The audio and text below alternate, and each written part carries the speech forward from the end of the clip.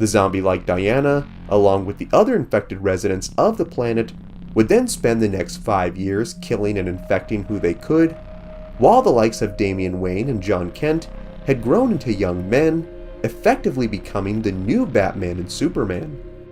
Having created a new society called New Metropolis on an alien planet, the men would work with the other heroes to protect their families, when one day they received a mysterious distress signal from back on Earth.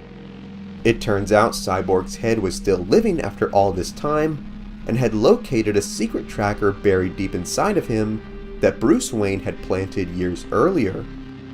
He then used the chip as a transmitter and boosted the signal to space to reach Damian and the rest.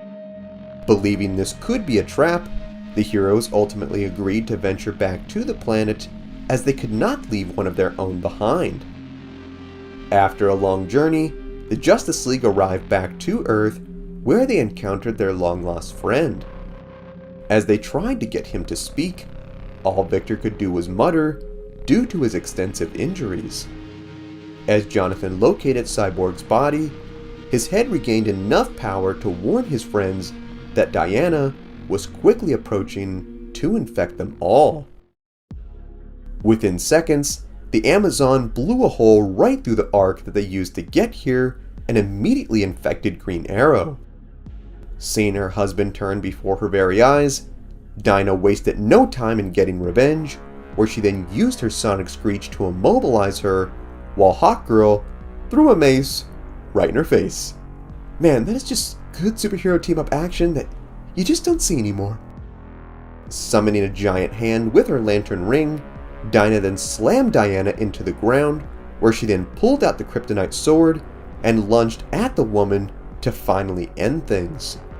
Seeing what was about to happen, the wounded Cyborg muttered that they must stop, for there was a cure. Hearing his friend's words, Jonathan rushed to the scene in an attempt to stop another ally from being lost.